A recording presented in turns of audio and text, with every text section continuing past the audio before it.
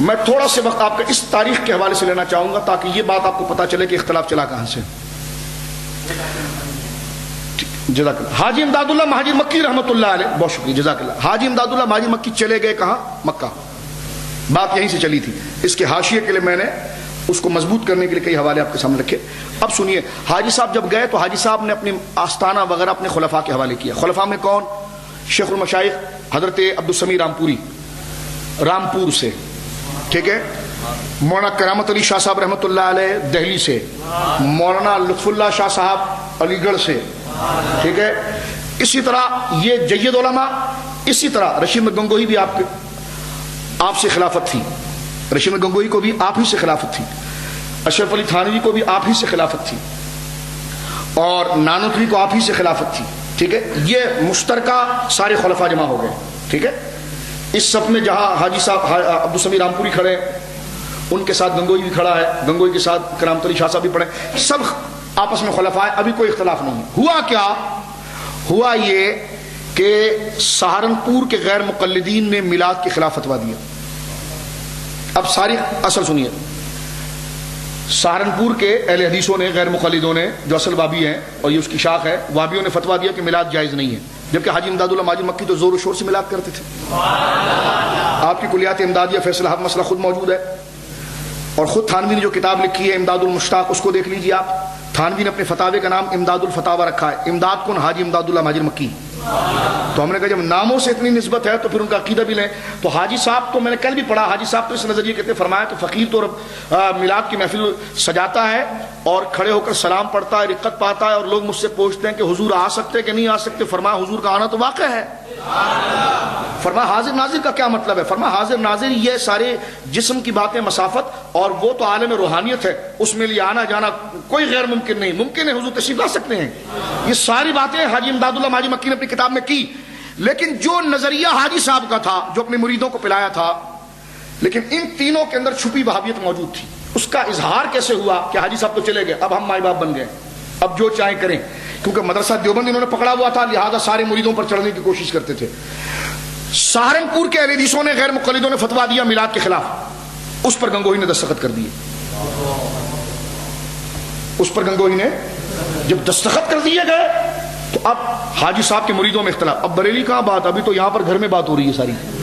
اب گھر میں لڑائی شروع ہو گئی کہ بھائی ہمارے پیر صاحب تو میلاد کے قائل ہیں، آپ نے دستخط کیسی کر دی؟ تو حاشی میں گنگوہی نے کہا میں نے صحیح دستخط کی ہے اور یہ بدعت ہے، خرافات ہیں. اب جب مرید اسی کو سب سے بڑا عالم سمجھتے تھے، حیران ہوئے. تو لوٹ کر آئے عبدالسمیع رامپوری صاحب رحمۃ اللہ علیہ، جو اسد وارث ہیں حاجی صاحب کے. ان سے کہا حضور اس نے فاتحہ کو بدعت کہا، جبکہ ہمارے پیر صاحب فاتحہ کرتے، مولانا روم کا فاتحہ کرتے، غوث پاک کا فاتحہ کرتے، خود چشتی نظامی ہے، خواجہ نظام الدین، خواجہ غریب النواز کا فاتحہ کرتے ہیں. اور اس نے عرس کے بارے میں یہ کہا، اس نے میلاد کے بارے میں یہ کہا. آپ کیا کہتے ہیں؟ آپ چپ رہے. آپ نے فرمایا میں اس پر جواب دے دیتا ہوں. آپ بڑے شریف اور نفیس طبیعت کے آدمی تھے. آپ نے الجھنے کی بجائے ایک رسالہ لکھنا شروع کیا. وہ رسالہ پوری کتاب بن گئی. اس کتاب کا نام ہے انوار ساتعہ فی بیان، انوار ساتعہ فی بیان مولود و فاتحہ.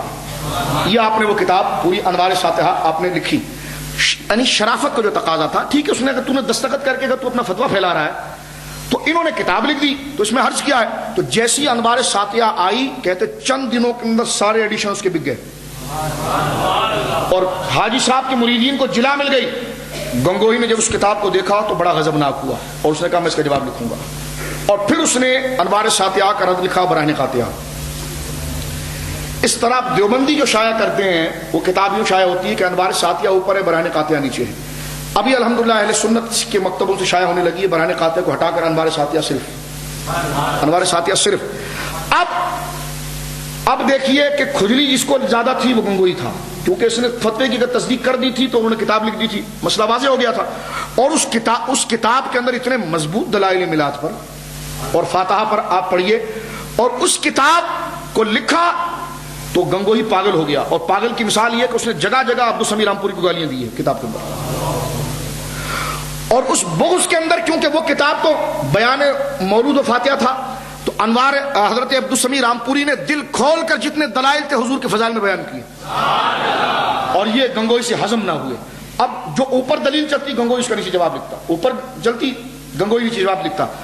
اوپر حضرت عبدالسمیع رامپوری کہتے ہیں مسئلہ حاضر ناظر پر اور علم غیب پر، فرما کس طرح رسول اللہ کے علم، خلاصہ آپ کے ذہنوں کے مطابق بتا رہا ہوں کہ کس طرح رسول اللہ کے علم غیب کا انکار کیا جا سکتا ہے جب ملک الموت کو آپ دیکھو کہ وہ جہاں روح نکالنی ہوتی ہے تو وہ جہاں چاہتے ہیں پہنچ جاتے ہیں، ساری دنیا ان کے سامنے ہو. یہ بات عبدالسمیع رامپوری حضور کی حاضر ناظر اور علم غیب کو ثابت کرنے کے بطور دلیل پیش کر رہے ہیں. فرما رہے ہیں کہ جب حضرت اسرائیل جو ہیں، جو حضور علیہ الصلوۃ والسلام کے خدام میں سے ہیں، یعنی اس اعتبار سے کہ حضور افضل الخلق ہے، تو ان کو یہ اختیار رب نے دیا ہے کہ جہاں روح نکالنی ہوتی ہے تو ساری دنیا ان کے سامنے ہتھیلی اور تھال کی طرح ہوتی ہے، جہاں سے جانا ہوتا ہے وہاں سے اٹھا کر وہ روح اٹھا لیتے ہیں، تو ہر چیز کو وہ دیکھ رہے ہوتے ہیں. پھر حضرت عبدالسمیع رامپوری رحمۃ اللہ علیہ کہتے ہیں، فرما برسبیل تنزل یہ دیکھو، قرآن تو یہ کہتا ہے، یہ تو حضرت اسرائیل ہے، قرآن تو اہل شر کے بارے میں یہ کہتا ہے کہ شیطان اور اس کا قبیلہ تمہیں وہاں سے دیکھتا ہے جہاں سے تم اس کو نہیں دیکھتے. تو یہ بات انہوں نے الزاماً کی کہ جب شیطان کے لیے یہ بات قرآن کے اندر موجود ہے کہ جناب شیطان تمہیں حملہ کرنے کے تمہیں وہاں سے دیکھتا ہے جہاں سے تم نہیں دیکھتے، تو کہا جب اہل شر کو یہ طاقت دی ہے تو اہل خیر کو تو یہ طاقت بدرجہ اولا فیض عام کرنے کے لیے دی ہوگی. کتنی اچھی بات، کتنی اچھی بات، حضور کی تعریف کر کتنی اچھی بات کی. اس پر بدع کا گنگوہی، اور یہیں پر اس نے کفر لکھا. اس نے لکھا کہ اگر حضرت اسرائیل کے لیے بات ہے تو کتاب میں ہے نا، شیطان کے لیے بات ہو تو کتاب میں ہے نا، تو رسول اللہ کے لیے تو کہیں بھی نہیں ہے. یہی اس کا کفر تھا. اس عبارت کا جواب دیتے ہوئے اس نے ٹھوکر کھائی اور بغض میں، اور اس نے کہا کہ جناب شیطان اور ملک الموت کے لیے قرآن کی نصوص کئی موجود ہے، رسول اللہ کے ساتھ یہ نصوص کو ثابت کرنا جناب جو کہ وہ شرک ہے.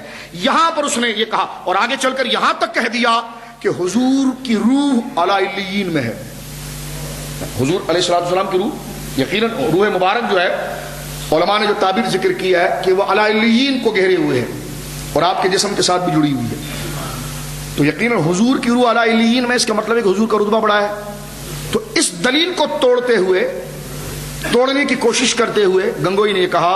اب تیسرا کفر لکھا کہ اگر روح آپ علیہ السلام کا اعلی علیین میں ہونا اس بات کو ثابت نہیں کرتا کہ آپ کا علم حضرت اسرائیل کے برابر ہو، چہ جائے کہ زیادہ.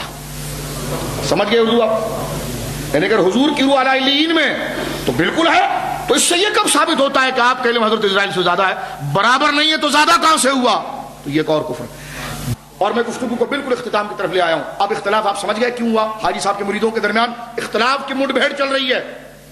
اختلاف کی یہ پہلی کتاب ہے جو اختلاف کا باعث بنی، برہن قاطعہ. جو انوار ساتیہ میں انہوں نے میلاد اور فاتحہ کا ذکر کر کے اپنے پیر کا موقف واضح کر دیا تھا. گنگوہی نے جب اس کا جواب دیا تو کفر لکھا. یہ کتاب حاجی امداد اللہ صاحب کو مکے میں کسی نے بھیجی کہ آپ کے دوسرے خلیفہ گنگوہی نے صاحب انوار ساتیہ آپ کے دوسرے خلیفہ عبدالسمیع کا اتنا زبردست رد کیا، اتنی گالیاں بھی دی اس میں.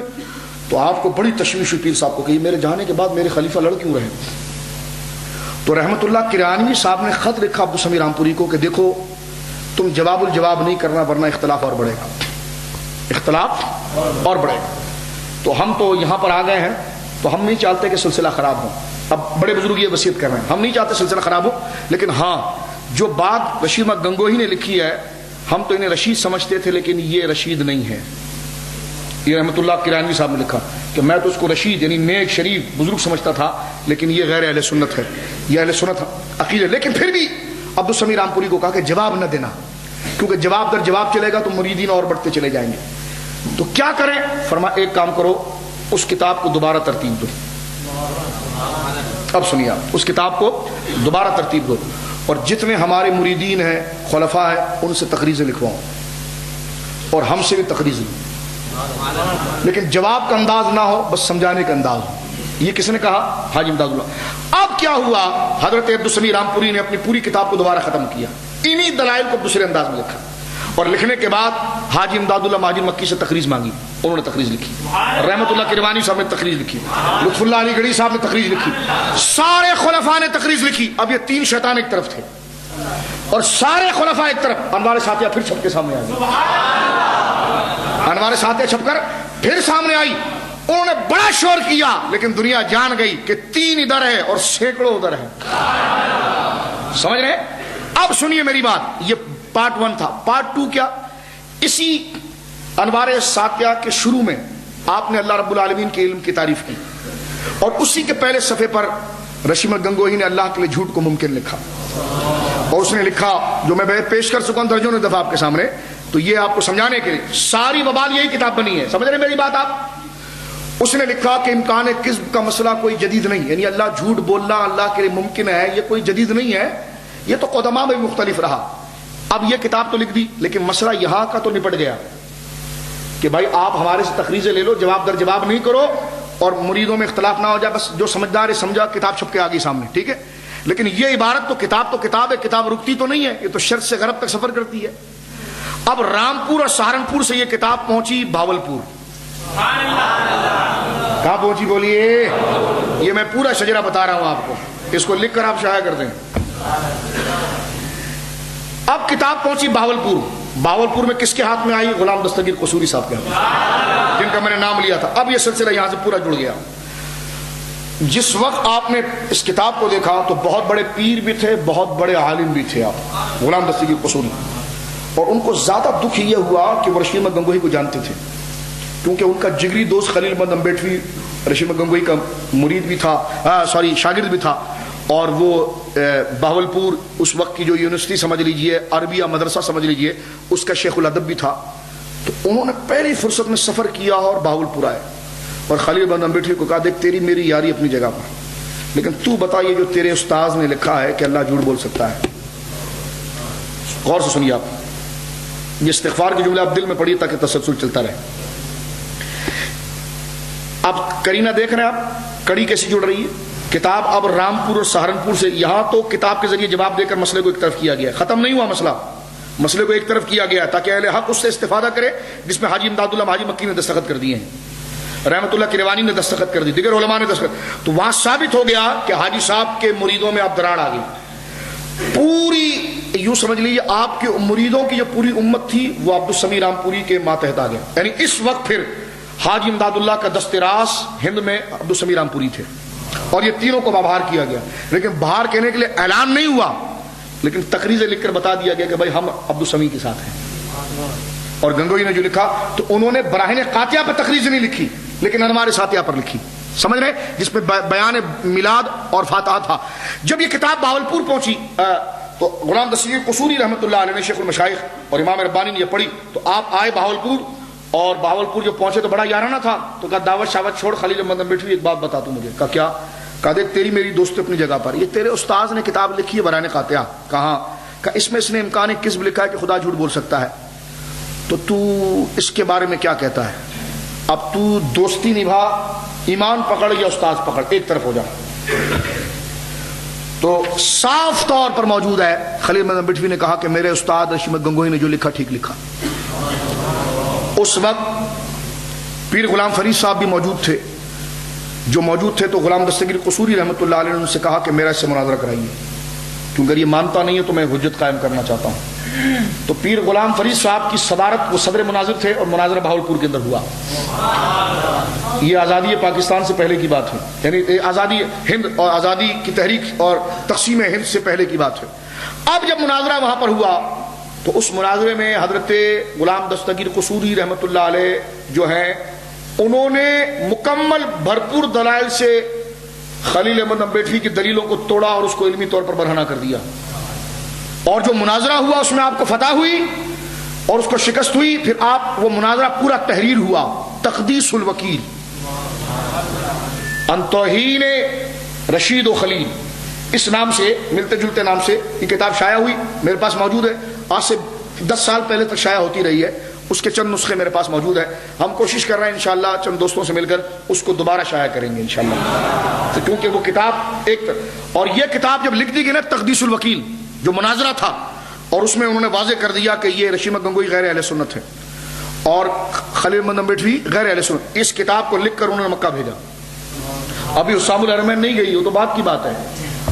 पहले किताब जो पहुंची है, तवज्जो सुनिए, पहली किताब जो हरम शरीफ पहुंची वो तक़दीसुल वकील पहुंची, क्योंकि उन उलमा के साथ इनकी बड़ी यारी थी इल्मी तौर पर। کیونکہ آج مسافت تو سمیٹ آ گئی ہے لیکن محبت دور ہو گئی ہے. اس دور میں وسائل کم تھے لیکن پل پل کی خبر مکہ والوں کو اہل ہند کی تھی اور اہل ہند کو مکہ والوں کی تھی. کیونکہ سعودیہ تو ابھی آیا, وہ تو اہل عرب اور سلطنت عثمانیہ تھی, سارے اہل سنت علماء تھے وہاں پر مکہ شریف کے اندر, مدینہ منورہ کے اندر. اعلیٰ حضرت کے استاد حضرت احمد زینی دیلان رضی اللہ تعالیٰ عنہ وارضاہ عنہ, جو مکہ شریف کے خطیب تھے, مفتی تھے حرم کے, ان کے پاس جب یہ کتاب پہنچی تو انہوں نے تقدیس وکیل کے بعد دستخط کر کے گنگوہی کی تکفیر کر دی. ہم کہتے ہیں کیوں شور مچاتے ہو کہ امام احمد رضا نے کیا؟ امام احمد رضا کے قلم اٹھانے سے پہلے اسماعیل دہلوی کا بھی کام ہو چکا ہے, رشید گنگوہی کا بھی کام ہو چکا ہے.